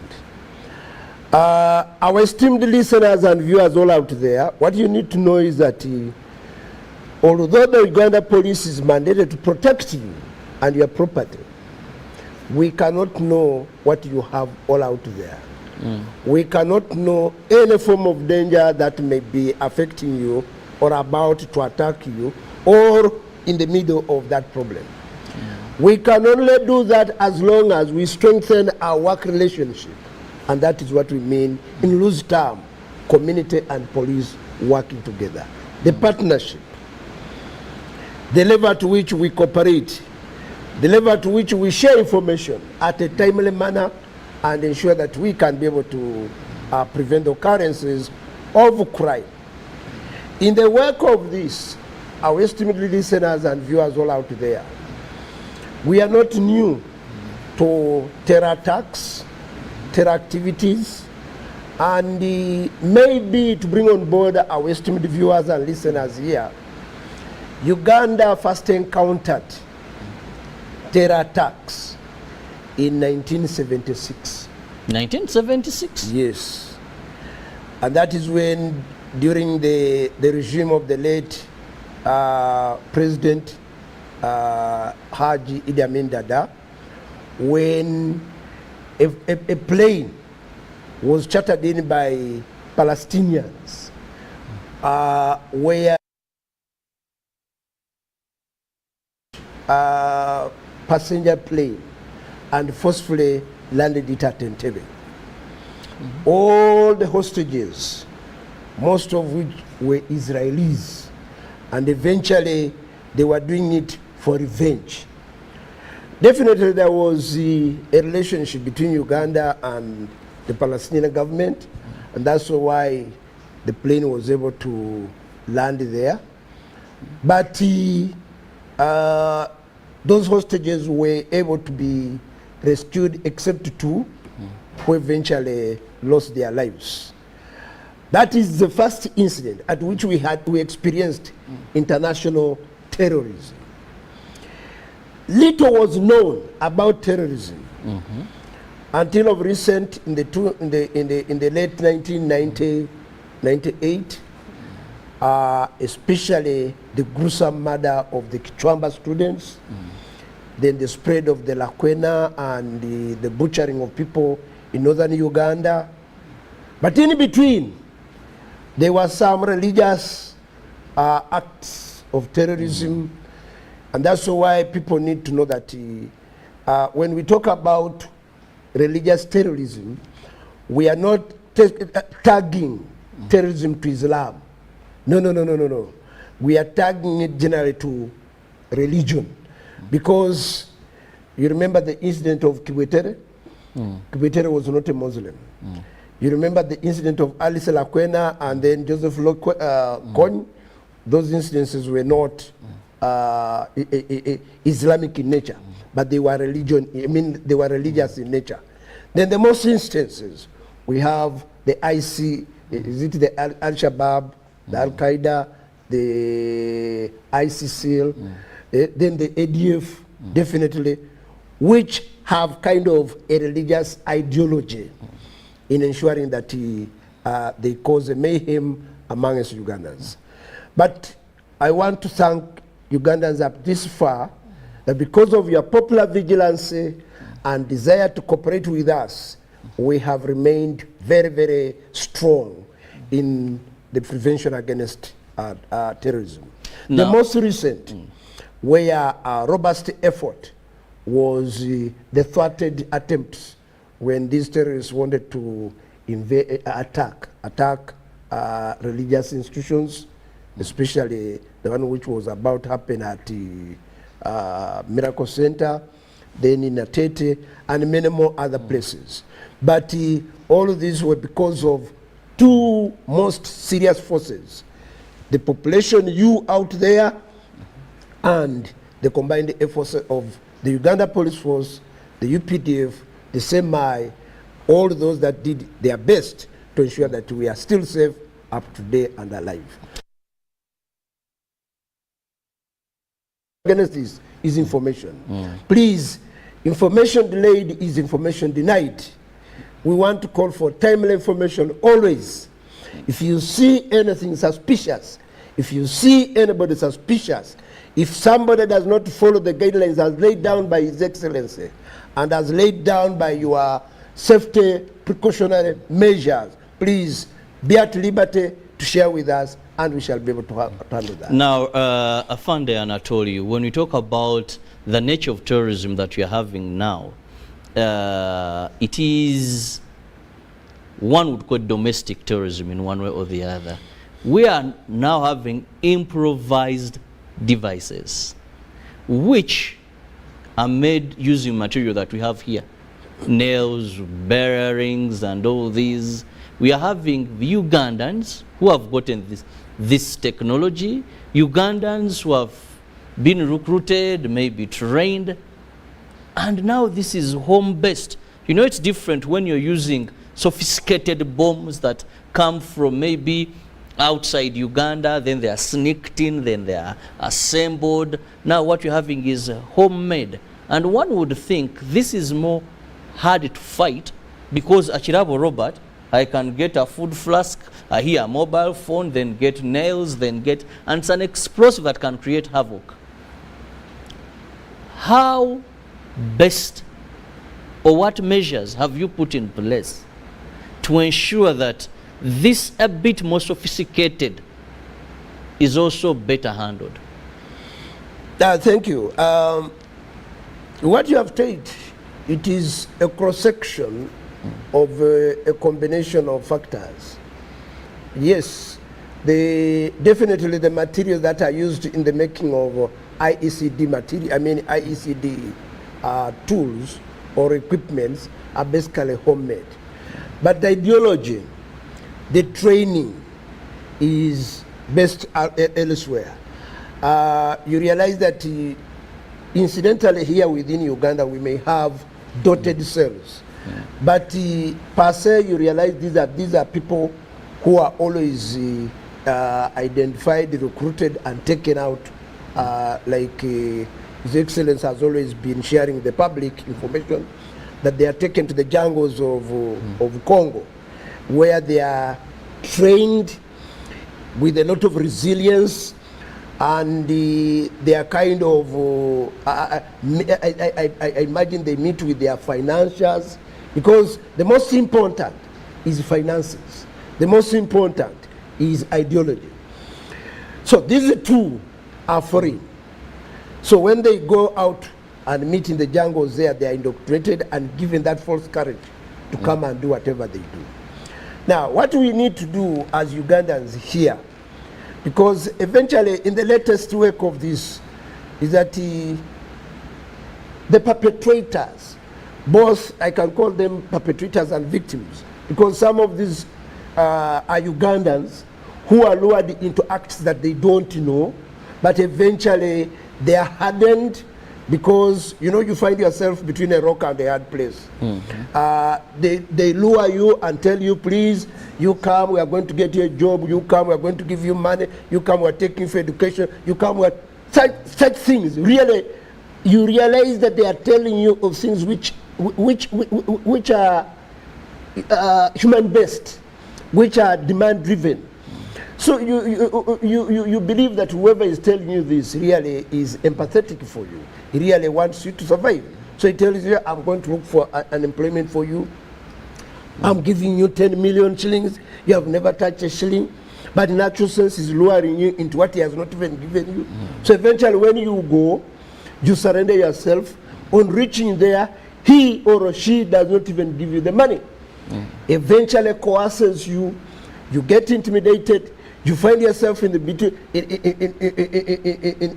middle of a jungle, outside your home your home setting. So eventually you come in, you begin surrendering. So I want to call upon, given that kind of environment, I want to share with our listeners, please, for anybody you don't know, stop trusting him or her. For anybody you have never seen, stop opening up to him or her. That is one. Two, if you find yourself that somebody is trying to lure you, but you think you can share, please timely share that information with us. Because at the end of it all, we know how to interrogate, how to deduct that kind of information, and eventually get the root cause of it. But in the wake of this, I want to call upon also, one, the parents. Dear parents, you produce those children for a purpose. Like you are grown up, you owe your growth to your parent, to the community in which you grew up from. And therefore, it is very unfortunate for some of you to surrender your children to people who are unknown. Those are people, if they have not recruited them into acts of terrorism, they end up trafficking them, they end up sacrificing them, they end up doing all funny things against them. Now, ask yourself, why did you produce those children? Two, to the landlords, it is incumbent upon you, and like His Excellency very well gave the directives, take it upon you to register the tenants you have, to seek from them their national IDs, to find out from them any letter of recommendation from the villages or from the community or from wherever such a person claims to be coming from. Don't hurry in for money, because you never know that that person may have a hidden motive behind him. When we don't do this and we leave it to the police alone, we cannot be everywhere. We are not the landlords. We are not the owners of the businesses you have. Three, to the community, and especially the business community. Because some of these people who come, they come to buy some of the materials of recent we have seen. They are buying materials which are very common in our places. They get flasks, they get phones, they get bags, they get wires, and use them. Please be curious. Somebody is buying something in quantities, and you see him very interested. He's picking this, picking that. You ask in a foolish way, why are you taking all this? Can I know so that I can also be part of you? Somehow, that will be a wake-up question that that person who has that motive will feel insecure and partly may not desire to do what he or she wants to do. Fourth, if somebody is doing and carrying luggages, you see him is carrying luggages and is covered he has hidden himself, he has kind of put a mask himself, and he doesn't want to be identified. Ask yourself, can I know you? And especially, of recent we have seen that these people no longer want to use motor vehicles because they are easily detected, or partly they don't want, as they move, any nearby passenger to press along their material, because you know, if you press, you never know, the switch may connect and therefore blow off. So what they mostly use is the motorcycles, borders. Please, our borders, you are the ear, the eye, the face of security. And it is the most convenient means of movement. I want to call upon every border, especially the leadership. And I want to thank them, because really some of these preventive approaches that we have attained is because of their vigilances. I am one of them on their platform, and on which they really give us a lot of information. Please, conscientize your border riders. You know, His Excellency, previously, even before this last nation's address, had directed that all border stages have a register. It's very important. By the way, leave alone in the incident of this terrorism, many border riders have lost lives. Why? They end up picking somebody they don't know and taking to somewhere where they don't know and end up killing. Now, tracing for such a person becomes difficult. Now, Afande, all you've said is very good, and I must say we've repeatedly said this, both His Excellency, you, other people in the security system or network of this country that have been able to host. These are the very things we've said over and over. But there is one very important, but we always talk about it. When we've had these attempted threats, for example, when we had what happened at Parliamentary Avenue, what happened at Central Police Station, one thing that comes out clear is then security organizations begin picking people. You know, they begin discovering, I think picking makes, but they begin netting suspects. You'll hear after the bomb has exploded tomorrow, Brigadier General Felix Kwaije will come out and say, UPDF and whatever have been able in Ikatoke to pick someone, then we see bombs with material, we've gone to Kawempe, we've gone to Waisa. You begin picking. Now, these suspects you're picking, people will tell you these guys have been here for 6 months, others have been there for this time and this time. But we still go back with this talk, landlords, LCs. What you're having today is not a bomb that is imported and maybe someone sneaks it, then someone puts on a jacket, goes and explodes. These are people that take time, that live within amongst us. How do we find a solution to ensuring that we implement these systems, we empower them again? One would tell you previously, I think after some years, some decades back, people would tell you that even when a visitor would come to your place, even if it is a moko, you'd first tell him, before I make beddings for you, let me take you to the defense secretary and we have your name. These structures that today we've lost, the neighborhood watch, I think we've done so much lamentation. We've made this a song, but there's little being done on ground. A landlord will want maybe business. The LC chairperson, one understaffed office, will also maybe even lack ability.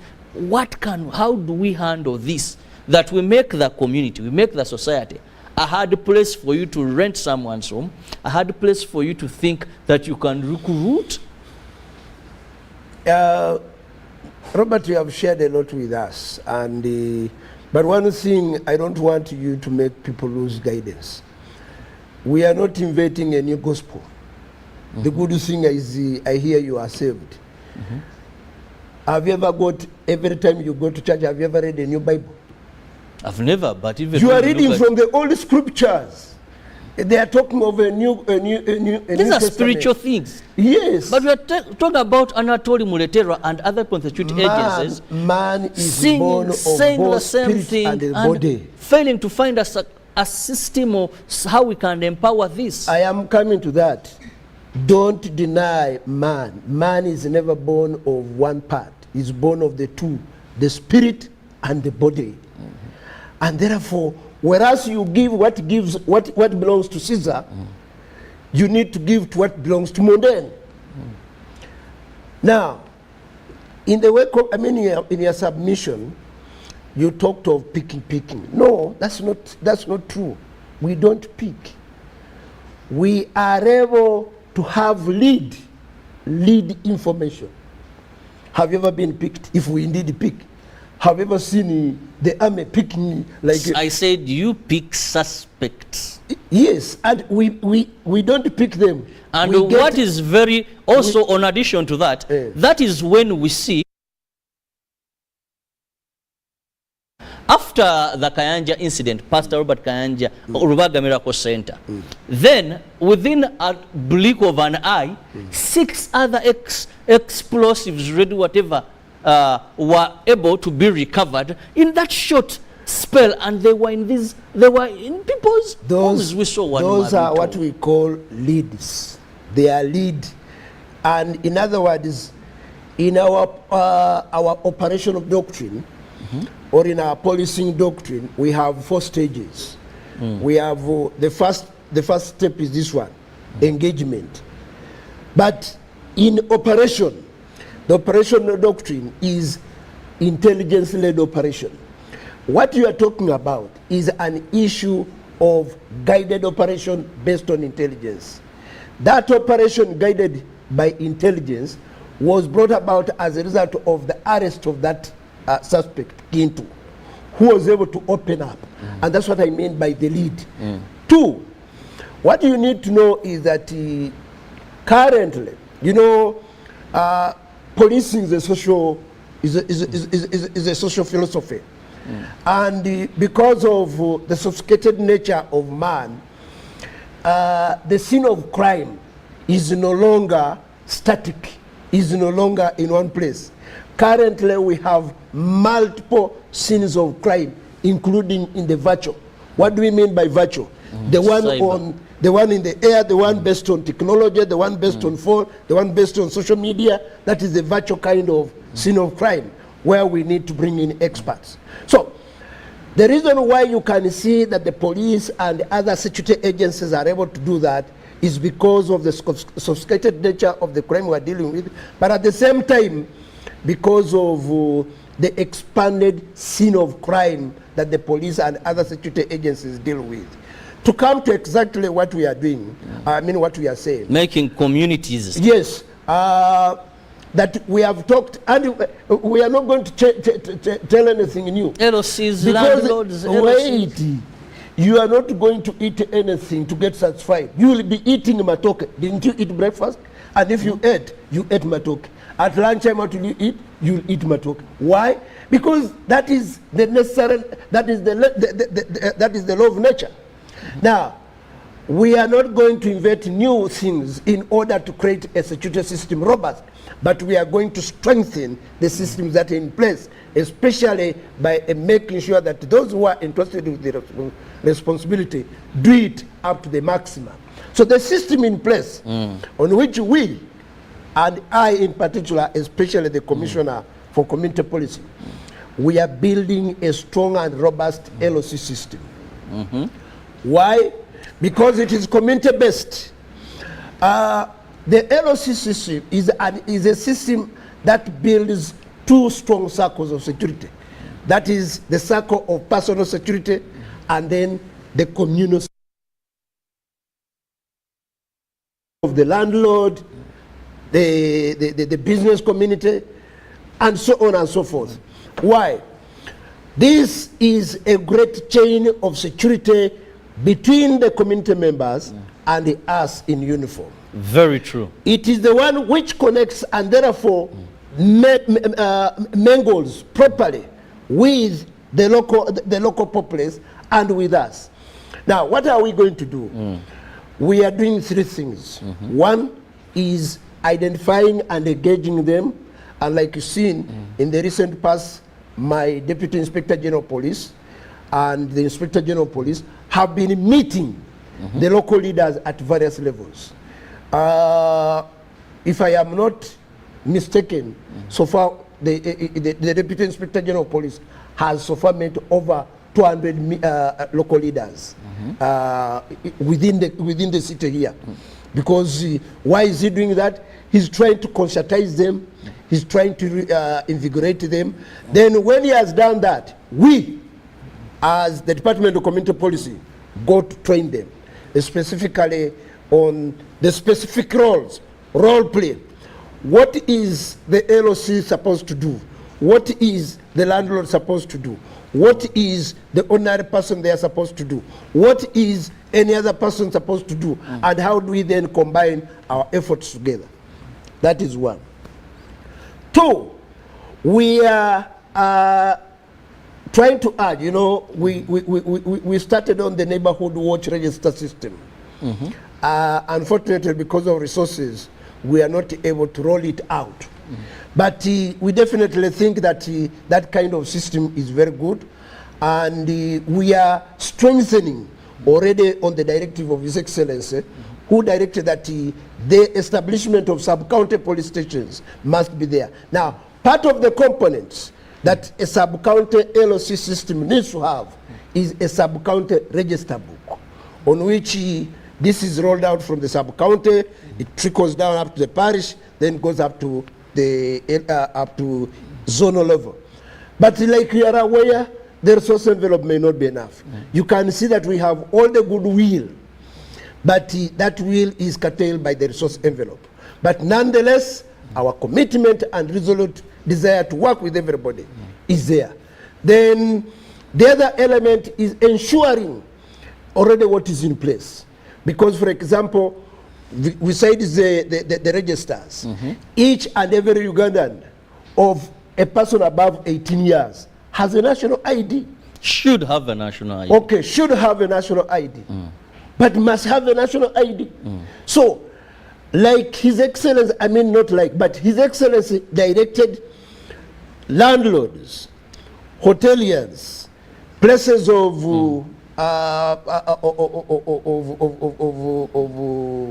social happiness must ensure that whoever accesses your place should be able to produce a national ID for identification. If he's a foreigner, must have a visitor's, I mean his passport. Then you take particulars about that. Then besides that, please put in place access control measures. The physical security guards, definitely you will say you are used to this, but as a result of being used, how many people enforce them? How many people put them in place? You see, there is that level of complacence, and never ever think that what we are dealing with is the usual thing. Never. Always, if Robert, you think that whatever we are dealing with is usual, is your shadow of the same length in the morning? Is it of the same length in the afternoon? Is it of the same length in the evening? So what we are dealing with is not the usual. Study the circumstances under which we are dealing with certain things in a particular way. So let's stop thinking that these are things that the police is talking about us. Yes, we used to hear of bombs. Now we are talking about gun violence. Now we are talking about poison. You remember last week, there was a person who was supposed to go for, is it an introduction? Then in the course of events, they adulterated obushera with poison. So we are now talking about so many sophisticated measures in which people are causing terror acts against their now, Fande, also let's look briefly at public perception of what is happening. We are under terror threat, and we know we must really be very active and very vigilant. But we also have voices that are very diversionary. And having you as the commissioner in charge of community policing, I find this very important, that even after we had this incident, leave alone the parliamentary, but the recent incident that we had, one picked at Mabito, one picked at the church, Rubaga Miracle, there are voices that still believe maybe this is an in-house job, or this is something that's being made up to threaten. We also have voices of politicians that are saying, no, these are just things meant to stop a particular politician from enjoying his rights of what is carrying out currently, what he doesn't come to maybe central region. because they'll say, well, these are huge crowds. We've had these voices, and I just need a message from you Let regarding me that. Robert, Mupanga bintu byammwe mulemesa Kyagulanyi kujja mu Buganda mutandise ottiisa abantu. Now let me ask you. You mean Lubiriha? Lubiriha. Is it in central Buganda? No. Weren't there terror acts, and how many months ago? I know of these food flask bombs. Yes, about that say people say burst like balloons. Was it in central Buganda? Now, what you need to know, Bwana Robert and our esteemed viewers, one, by nature, man will always complain. Do you know that even up to now, man underestimates God's power against him? You know, when we are happy, we don't even say glory be to God. When we are sorrowful, we begin saying, Katondo koze chi, Katonda. Sometimes we even doubt the powers of God. So that is the nature of man. When you are in joy, you don't want to accredit. So they're always doubting Thomas. There are many. But even then, you look at the example of Jesus. How many people believe that Jesus was a Messiah? But he performed, including the 12. And part of the 12 were those who even betrayed him. The Judas Iscariot, the people like Thomas who doubted him. So, but that does not fail us, because it is our constitutional mandate. Dear our esteemed listeners, even when we have doubting Thomases, that does not fail us, because we know that is your human. It is a human weakness. It's a human weakness. You know, people believe in seeing. Do you know there are instances when one of the precautionary measures against terrorism is that when an incident happens, please, if there is a bomb blast, lie down, fall down, remain there for between 30 to an hour until maybe an evacuation team comes in place. But how many people haven't you ever seen this? Because people are by nature weak in that instance. But secondly, I want to caution our esteemed listeners and those who want to politicize security. You are happy because you are safe. You are happy because the government mechanisms and share with you and call upon. But don't underestimate the issues, don't underestimate terrorism. Don't in any way politicize terrorism. Because the mammoth crowd you want to come and follow you, if there is anything that happens, it will not be you to share the blame. The blame will come back to government. Because at the end of the day, the Constitution, what does the Constitution read? The Uganda police force, in conjunction with the other security agents, shall protect. So if we are doing our work, please, it is our desire to call upon you to cooperate. And that is the essence of community policy. But three... As we get out of here, Ruben must do sports. Ruben, please remain there. After all, you are the one who has invited me. So remain there. Now, what we are saying in this regard is that these incidences of terrorism are real. Yes. But please, let's be calm. Let's work together. Let's ensure that we develop this country together. Don't leave it to me. Yes, it is my work. I am the lead agency, but work together with me. Importantly, as a community, you are the eyes, you are the ears. Let's work together. But also, I want to call upon you, dear our esteemed listeners and viewers, leave an issue of joking with issues of security. 2, terrorism can fall and combat if we are all united together. United, we stand. Divided, we fall. Let's be a united force if we want to see any development. Look at if you have ever lost any dear one in the incident of this. For example, the most vivid issue is the Lubiriha, young children. Then we have the 2010 incidences, where up to today, memories of the dear ones and what was lost there. But let me ask you, do you mean to say that Kintu who was identified, who was arrested from Miracle Center was a police personnel. Did you hear that? That was a security personnel. So why do you begin saying the police is trying to do what? Give credit to where it is due, that we are doing our best and we have done our best. But we cannot be able to do it without you. You are our strength. So we want to continue being with you and giving credit to you. Yes. Let's be calm. Let's work together. We shall ensure development comes to our country. For God and my country.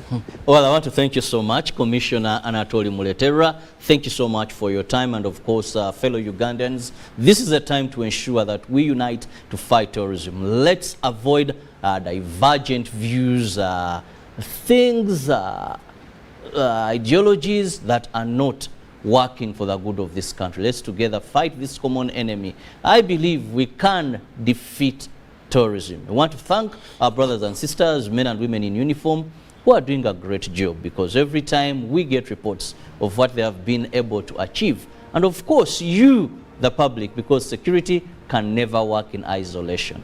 See you in the next hour. Ruben is here with sports updates. Good morning.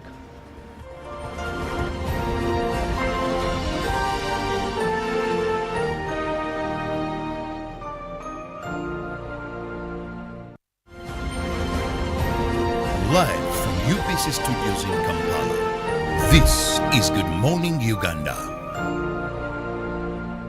A new dawn on Behind the Headlines with me, Timothy Nyangweso. Every Wednesday, live in our studios in the heart of Kampala, we have conversations that have analysis, explanation, but not every truth is fact, and not every fact is truth. Every Wednesday, 10 p.m. on your public broadcaster.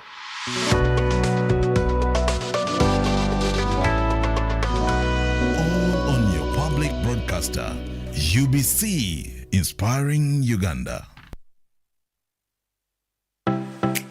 UBC is the national public broadcaster. We educate, inform, entertain, and inspire our audiences. You can watch us on free-to-air channel 001, DSTV channel 282, GoTV channel 371, Star Times channel 201, Zuku TV channel 20, and Azam TV channel 350. Even when your subscription expires,